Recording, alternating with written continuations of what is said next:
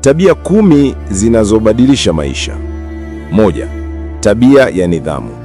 Nidhamu ni daraja kati ya ndoto zako na mafanikio yako. 2. Tabia ya shukrani. Moyo wa shukrani hufungua milango ambayo nguvu pekee haiwezi. 3. Tabia ya kuthubutu.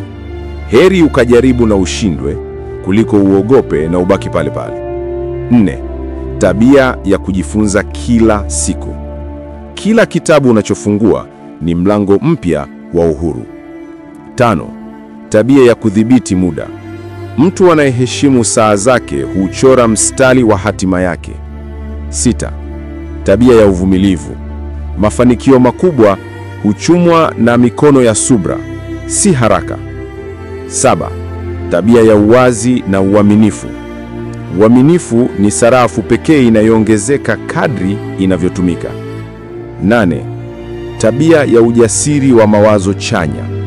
Akili chanya huona nafasi ambapo wengine huona kizuizi. 9. Tabia ya kuweka akiba na kuwekeza. Usitumie kila unachopata.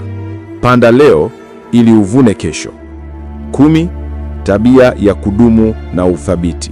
Si kasi yako inayokupeleka mbali, bali ni uthabiti wa safari yako. Ukijenga hizi tabia, utagundua kwamba maisha hubadilika si kwa miujiza, bali kwa mazoea mema ya kila siku.